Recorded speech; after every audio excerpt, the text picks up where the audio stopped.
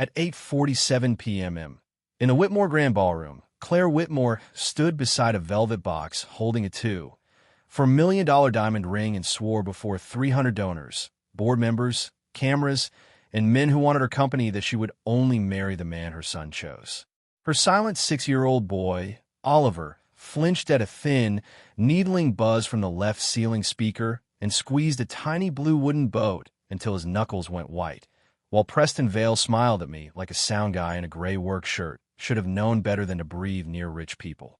30 seconds later, that same child crossed the ballroom, walked past every polished man in a tuxedo, reached up, took my hand, and said, clear enough for his mother to cover her mouth, "Mom, marry him." The room did not cheer. Not at first. It froze in that strange, expensive way rich rooms freeze, with champagne glasses paused halfway, to painted mouths and forks resting above plates nobody had really come there to eat from. Someone near the donor table whispered, "The technician?"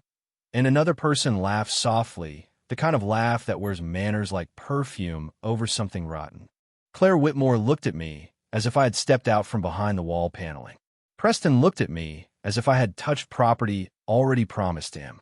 And Oliver just kept holding my hand with one hand and that little boat with the other, breathing like the whole room had been hurting him for a long time, and I was the first adult who had bothered to hear it. What I did next cost me my job before midnight. Put my daughter Ruby's school into a conversation it never should have been part of, and made the most powerful woman in that ballroom question every person standing close enough to call themselves loyal. But before I tell you what I said to that boy, do me one favor. If you have ever stood at the edge of a room doing the work while people with money look straight through you, subscribe now. This story is for the ones who get dismissed until the one person who matters finally sees them. My name is Mason Hale. I was 39 years old that night, a single father, and I made my living crawling under stages, taping down cables, killing feedback, and making powerful people sound steady when they were anything. But my daughter Ruby was 7, asleep 3 bus stops away in our rented apartment, with a moon-shaped nightlight plugged into the wall and a lunchbox I had packed before leaving for the gala. I was not supposed to speak to Claire Whitmore. I was not supposed to stand near her son. I was not supposed to touch the board once Preston's private event team locked the presets. But there is sound a father learns to hear, the hitch in a child's breath, the scrape of fear underneath silence, the tiny shake in a hand holding something broken. And when Oliver looked up at me under those chandelier lights, I reached toward the master fader before I reached for any fairy tale, because I knew one thing those 300 important people did not know yet. The boy had not chosen a prize. He had chosen quiet. I did not grow up around rooms like the Whitmore Grand Ballroom. I grew up around extension cords with cracked rubber, rent envelopes with numbers written twice, and the kind of kitchen table where a father learns to smile at his child while quietly deciding which bill can wait another week. The morning before Claire Whitmore's gala, I woke up at 5:12 to the radiator knocking in our apartment wall and Ruby's socked feet patting down the hall before my alarm could finish its first buzz. She was 7, all elbows and questions, with hair that never stayed brushed and a way of studying my face that made lying impossible. "Big job tonight?" she asked while I spread peanut butter thin enough to last until Friday. "Big room," I told her. "Same job." That was how I tried to keep myself honest. I was not a performer. I was not an executive. I was the man who arrived before the flowers, before the donors, before the women in gowns, and the men who smelled like leather seats and old money. I unloaded speaker stands from a dented white van that only started if I turned the key halfway and waited for the fuel pump to stop whining. I taped cables to marble floors so nobody rich enough to sue the hotel would trip. I cleaned fingerprints off wireless microphones with the corner of my shirt. I made other people's voices carry. Most nights, nobody heard mine at all. Ruby understood that better than I wish she did. Kids always know where the world puts their parents. She knew which shoes I polished for hotel jobs and which ones I wore when the soles were too split for guests to see. She knew I cut the burned edge off toast and gave her the good half without mentioning it. That morning, she slid her lunchbox back across the table and said, "Dad, you can have the apple." "I don't need it." I pushed it back to her. A father who steals apples from his kid is lower than a broken speaker. She smiled, but her eyes stayed on me a second too long. Then don't let anybody be mean to you tonight. I wanted to promise her that. I really did. But there are promises a working man cannot make without teaching his child the wrong thing about the world. So I said, I won't let them make me mean back. That was the best I could do. By noon, I was at the Whitmore loading dock, breathing diesel fumes and cold rain, carrying 2 stage monitors under my arms while the event manager barked into a headset about donor sight lines and camera marks. My work shirt still smelled faintly of Ruby's strawberry shampoo from where she had hugged me goodbye. I remember that because, hours later, when Oliver Whitmore looked up at me holding that little blue boat, I thought of my daughter's hand around my neck and understood exactly why some children hold on to small things like they're the last safe piece of the world. At 12:38, a black folder landed on the sound booth table. Whitmore Foundation Gala was stamped across the front in silver ink. Inside was a seating chart, a security badge with my name spelled wrong, and one handwritten note clipped to the audio schedule. Do not adjust family table speaker zone without authorization from P. Vali. That note should have been nothing more than another rich person rule in a folder full of rich person rules. Do not move the donor podium. Do not let the floral wall block the sponsor logo. Do not let staff cross the west side of the ballroom during the champagne toast. But the family table speaker zone was different because it was not aimed at donors or cameras or the stage. It was aimed at one small table where a 6-year-old boy was supposed to sit beside his mother while a room full of adults watched to see whether he would break. I read the note twice, then looked across the empty ballroom toward the table marked Whitmore Family in gold lettering on a folded card. It sat too close to the left ceiling cluster, close enough that even a small feedback spike would land right over a child's head. I had spent enough years working school fundraisers and hotel banquets to know the difference between loud and painful. Loud fills a room. Painful finds a person. By 2:15, the ballroom had begun turning into the kind of place working people build and wealthy people claim as atmosphere. White orchids arrived in glass towers. Men in black jackets rolled out a champagne bar that probably cost more than my van. A security team clipped velvet ropes into place like they were drawing borders between species. I was on a ladder, tightening a loose speaker bracket when Claire Whitmore walked in. I knew it was her before anyone said her name, not because she looked like the photographs in the event folder, though she did, but because the whole staff changed shape around her. Backs straightened, voices lowered. The event manager stopped yelling and started smiling. She was tall, pale, composed, wearing a dark coat over the red gown I would see later under the chandeliers, with her hair pinned back and one hand resting lightly on the shoulder of the little boy beside her. Oliver. He had the blue wooden boat then, tucked against his chest, thumb running over a broken edge near the sail. Preston Vale came in behind them with 2 board members and a laugh that sounded rehearsed. He crouched in front of Oliver and held out a silver model yacht in a gift box. This one actually floats, champ, he said. Oliver did not take it. He did not look at the toy. He looked past Preston, past the orchids, past the cameras being tested, straight up toward the left ceiling speaker. Then he covered one ear with the hand that was not holding the boat. I climbed down before I had decided to. That zone is running hot, I said quietly to the event manager. The family table needs a lower ceiling feed. The manager's face tightened. Preston turned his head slowly, as if a chair had spoken. Claire looked at me for the first time, not unkindly, exactly, but like she was deciding whether I was a problem she had time for. And you are? Preston asked. Mas on hale. Audio. He smiled. Then stay with audio, Mr. Hale. Do not diagnose children from a ladder. The event manager's eyes begged me to swallow it. I almost did. I thought of Ruby's apple in her lunchbox, my rent due Monday, the van that might not start if I lost this job. Then Oliver's little hand tightened around that broken boat until the sail creaked. I kept my voice low. I'm not diagnosing him. I'm telling you the speaker is hurting him. That was when the nearest board member laughed, and 3 security men by the ballroom doors turned to look at me as if I had just crossed a line they had been waiting for me to cross. The laugh from that board member was not loud, but it traveled. That is one thing people never tell you about rich rooms. A whisper can cross marble faster than a shout crosses concrete, especially when everyone is waiting to see who is allowed to be embarrassed.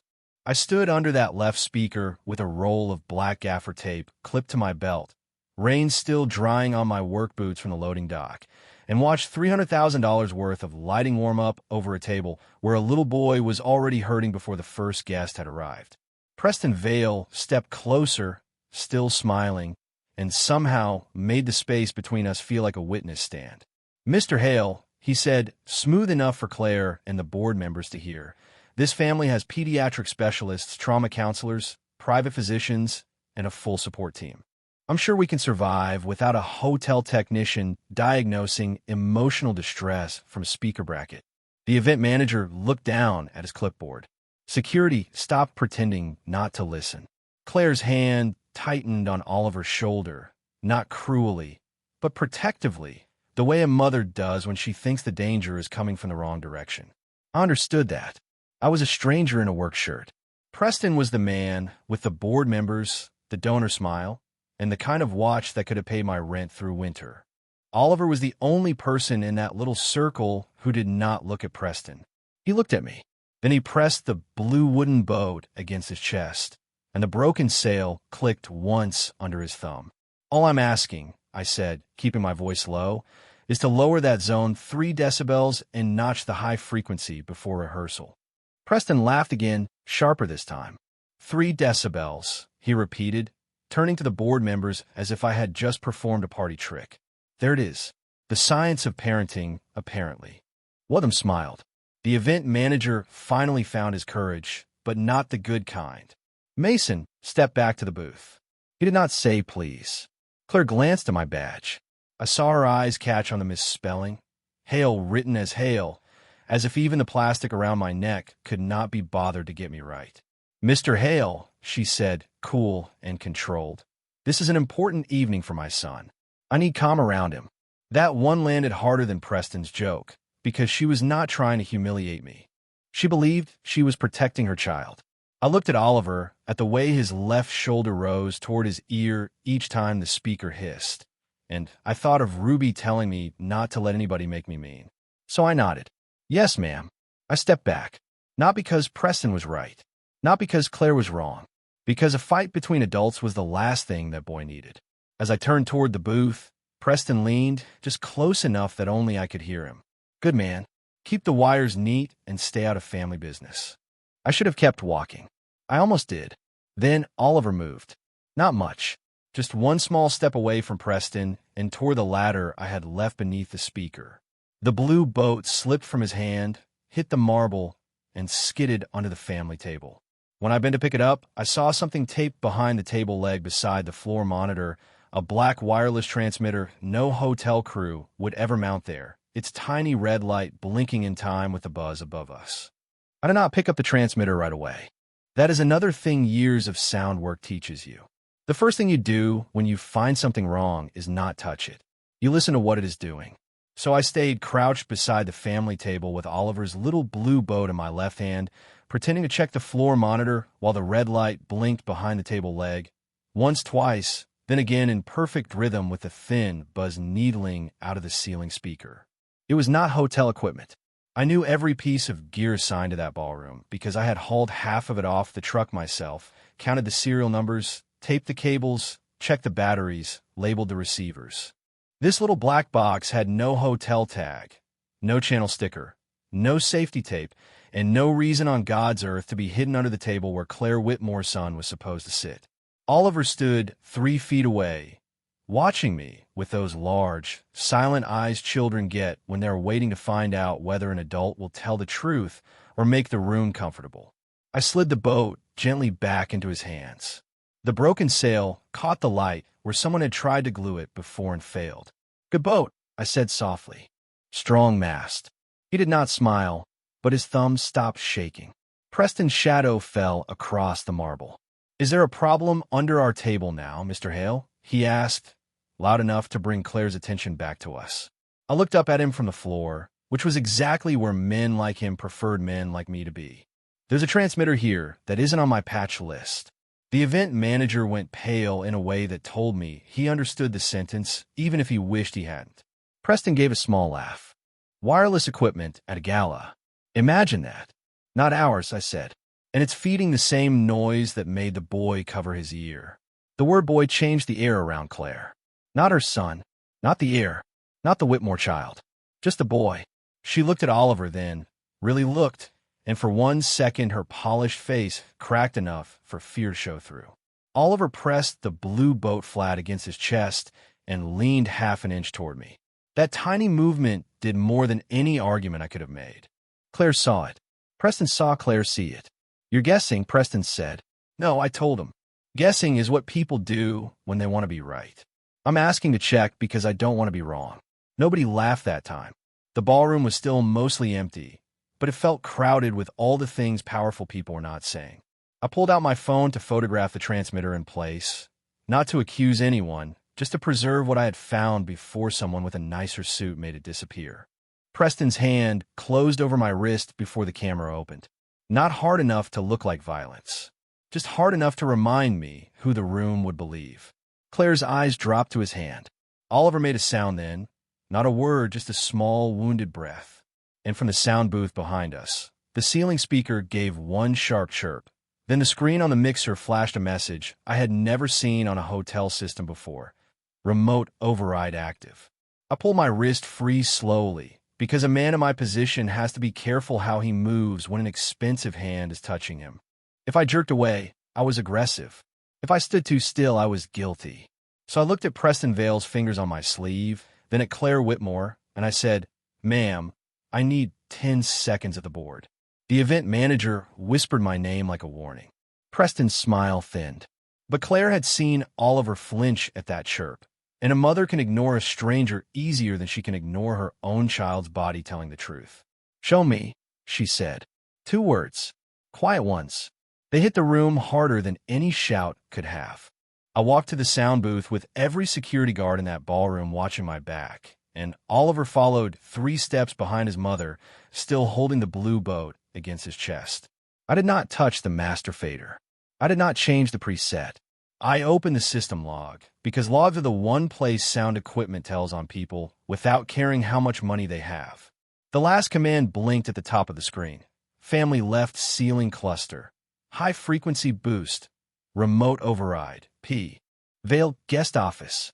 The event manager made a sound like all the air had left him at once. Claire leaned closer, and I watched her face change by less than an inch. Not trust. Not yet. But the first crack in the wall people build when they have been forced to believe polished men over quiet evidence. What does that mean? She asked. It means someone outside this booth raised the sharpest part of that speaker zone after I was told not to lower it. I said, it does not prove why. Preston laughed behind us. Or it means a technician who was just publicly embarrassed has found a convenient screen to misunderstand. He stepped close enough for me to smell his cologne, clean and cold, like cedar sprayed over a knife. Careful, Mason. Men with daughters should think very carefully before accusing families they cannot afford to fight. My stomach went tight when he said daughters. I had never told him about Ruby. Claire heard it too. Her eyes moved to me, then back to Preston. And for the first time since she entered that ballroom, she looked less like a CEO managing a problem, and more like a woman realizing the problem had been standing beside her in a tailored suit. Oliver reached out then and placed his little blue boat on the edge of the sound console. Not in my hand, not in his mother's. Right between us. His thumb tapped the broken sail once. Then the speaker above the family table gave another soft, needling buzz. I turned the monitor toward Claire and pointed to the live meter jumping in the same thin red band. That, I said, is what he keeps hearing. She stared at the meter, then at her son, whose shoulders were already climbing toward his ears. Her voice came out lower than before. Can you stop it without making a scene? I looked across the ballroom, where donors were beginning to gather near the champagne bar, and the velvet ring box had just been carried toward the stage. Not as someone keeps overriding me. Preston's smile returned, but did not reach his eyes. Then perhaps we should let the evening proceed and see who the boy chooses under normal conditions. Claire went very still. Oliver picked up the boat, stepped away from his mother, and looked straight at me, as the ballroom doors opened to the first wave of guests.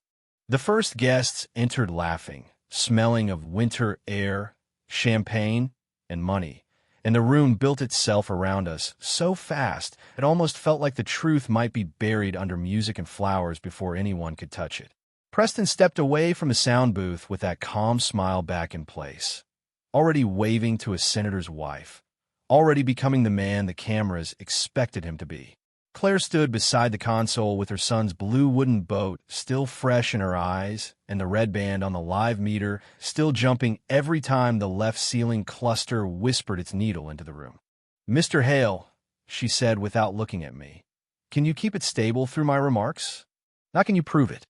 Not do I believe you. Just can you keep my child standing?" That was a question I understood. I slid one thumb across the board, not touching the lock preset, not breaking the rule Preston had built around me, but routing the family zone through a clean auxiliary bus I had patched during setup in case a wireless microphone died mid-speech. It was not elegant. It was not authorized. It was the kind of thing a working technician does because rich people only notice backup plans when they save them. The buzz thinned, then vanished. Oliver's shoulders dropped. Claire saw it. So did Preston. His jaw tightened once, barely, but I saw it because I'd spent my life watching small failures in expensive rooms. The program began. A string quartet played under the donor lights. Claire walked to the stage in that red gown, beautiful in the controlled way a person looks when control is all she has left, and the velvet box with a Whitmore diamond ring sat on the glass podium beside her like a dare. She spoke about the foundation, about children, about grief without ever using the word widow. And then someone from the board prompted the vow with a little laugh, as if a 6-year-old boy's pain were part of the entertainment schedule. Claire's hand tightened on the podium. "I have said," she told the room, "that I will only marry a man my son feels safe enough to choose." Preston stood near the front, already angled for the cameras. The room turned toward Oliver. 300 people held their breath. I stayed at the back near the booth, where staff belonged, one hand resting on the AUX fader in case the override came back. Then the buzz returned, faint but sharp, slipping under the music like a blade under a door. Oliver flinched. I cut the left cluster completely. The room lost a little shine. The boy got his breath back, and that was when he moved. Not toward Preston, not toward the ring, not toward the polished men bending their faces into kindness. He walked the long, bright aisle of that ballroom, holding the repaired blue boat against his chest, came all the way to the sound booth, and took my hand. His fingers were cold. His voice was not. "Mom," he said, and the word cracked something open in Claire's face. "Marry him." A gasp moved through the ballroom like wind through glass. Then Oliver looked up at me and added, softer but clear enough for the nearest microphone to catch. He made it quiet for me. No one laughed. Not then. Every tuxedo, every camera, every donor smile went still. Claire covered her mouth with one hand, and for the first time all night, Preston Vale looked genuinely afraid. Then he began to clap, slowly, beautifully, poison-dressed as celebration. "Well," he said, turning toward the crowd, "a vow is a vow, Claire. Let's honor your son's choice." And just like that, the room stopped seeing a scared child and started seeing a contract with my hand wrapped around it. For one heartbeat, my hand was the most expensive thing in that ballroom. Not because of anything I had earned, but because 300 people had decided a frightened child's fingers could turn a sound technician into a husband, a headline, a scandal, or a joke before dessert was served. Preston kept clapping, slow and polished, and others began to join because rich rooms hate uncertainty more than they hate cruelty. The applause spread around us like a trap closing. Oliver's hand tightened in mine. Claire stood on the stage beside the velvet box and the $2.4 million ring, her face pale under the donor lights, and I saw the terrible math happening behind her eyes. If she rejected Oliver's choice, she would break the vow she had made in front of cameras. If she accepted it, her son became the key used to unlock a marriage none of us understood. Preston wanted that. I could see it in the clean angle of his smile. He did not care whether I married Claire. He cared that Oliver's first brave sentence could be turned into a cage. I knelt down, so I was no taller than the boy. The applause faltered. Oliver looked at me with the kind of trust that should make any decent man afraid. I took the little blue boat from where it pressed against his chest and set it gently back into his palm. You did nothing wrong, I told him. My voice shook once, but I let it. You chose the person who made the room quiet. That is all you had to do. His eyes filled, but he did not look away. Then I stood and faced Claire, not Preston, not the board, not the cameras. Mrs. Whitmore, I said, your son is not a vow. He is not a contract. He is not a prize for any man in this room, including me. The room went so silent, I could hear the projector fan above the stage. Preston's smile disappeared by half an inch. Careful, he said softly. I looked at him then. No, careful is what got us here. Security shifted near the doors. The event manager stared at the floor as if it might open and save him. I pointed toward the sound booth, where the system log still showed the remote override, and then toward the family table. There is a transmitter under that table. The left ceiling cluster was boosted from a guest office after I was told not to lower it. I am not saying this to ruin your gala. I am saying it because your son knew something was wrong before any adult in this room wanted to admit it. Preston stepped forward. This man is trying to humiliate this family because he saw a chance. I almost laughed, but Ruby's face came to me, serious over a lunchbox apple, and I remembered the promise I had made. I would not let them make me mean back. Then fire me, I said. Take my badge. Call me whatever helps everyone sleep tonight. But I will not marry a woman because her child was cornered into needing quiet. And I will not stand here while that same child is used to protect the person who made him afraid. Claire came down from the stage slowly. Every eye followed her. She stopped in front of Oliver first, not me, and lowered herself until her red gown touched the marble. Did the sound hurt you? She whispered. Oliver nodded once. Then he lifted the blue boat and placed it in her hands like evidence only a mother would understand. Preston moved fast then, too fast for elegance. Claire, think about the board. Think about custody optics. Think about what this does to Whitmore stock. And there it was. Not love. Not concern. Ownership. Claire's fingers closed around the broken little boat. I unclipped my badge and sat on the nearest table. My daughter needs me home, I said. Your son needs you brave. I walked toward the service door with my job lying behind me on white linen, and I had almost reached the hallway when Claire Whitmore said my name in a voice that made every camera turn. Claire said my name, and I stopped with one hand on the brass handle of the service door, still feeling the shape of Oliver's fingers in my palm after they had let go. I turned around expecting security, or a final warning, or Preston's clean voice finding one more way to make a working man look dangerous. But Claire was not looking at Preston anymore. She was looking at the badge I had left on the table, then at her son, then at the little blue boat in her hands as if it had become heavier than the diamond ring behind her. Mason Hale, she said, and the room listened because powerful people had taught that room to listen when she spoke. Please don't leave yet.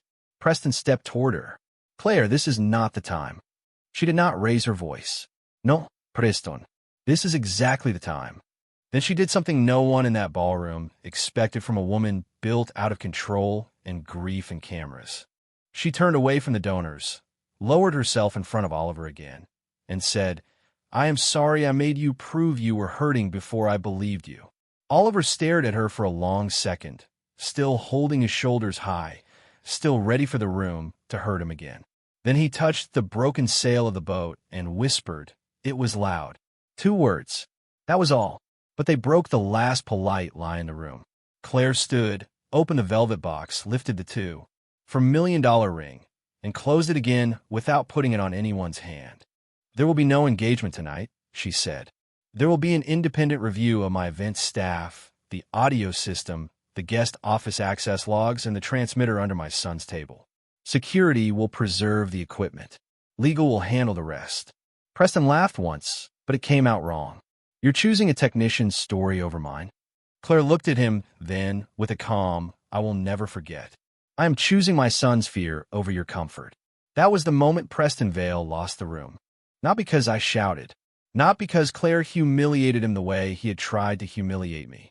He lost it because, for the first time, The rich people around him had to look at the small red light under that table, the log on the screen, the child with the boat, and the man in the work shirt they had all decided not to see. I did not stay for the cameras. I did not give interviews. I did not take the envelope Claire's assistant tried to press into my hand near the service hallway. I told her my daughter was waiting, and I meant it. 3 days later, the hotel fired 2 managers and offered me my job back with an apology written by a lawyer. I accepted the work, not the pity, and only after the new safety policy said no VIP could lock an audio zone around a child without a technician sign-off. Preston resigned from the foundation board before the investigation became public. I never asked what settlement Claire's lawyers forced out of him. Revenge is a hungry thing, and I had Ruby to feed. Claire came to our apartment 2 Sundays later in jeans, not a red gown, with Oliver beside her and no security in the hallway. Ruby opened the door, holding a bowl of cereal, and stared at them like a princess had taken the wrong elevator. Oliver held out the blue boat. "Can he fix it?" he asked his mother, but he was looking at me. I looked at Claire first. She nodded, and there was no command in it this time, only trust. So Ruby fetched the wood glue. I set newspaper over our scratched kitchen table, and together the 4 of us held that tiny mast in place until it stood again. Oliver smiled when it did. Not big, not for the room, just enough for the people close enough to deserve it. Claire whispered, "Thank you for not using him." I said, "Thank you for finally hearing him." I did not marry Claire Whitmore that night. Fairy tales are too quick for children who have been scared and parents who have been proud. But sometimes, on quiet Sundays, a boy with a blue wooden boat sits beside my daughter at my kitchen table, and a woman who once owned every room she entered asks before turning on the radio. And me, I still tape cables, still check speakers, still come home smelling like dust and metal and work. Only now, when I walk into a rich room, I remember Oliver's hand in mine and the truth he taught all of us. A child does not choose the richest man. He chooses the one who makes the world safe enough to breathe.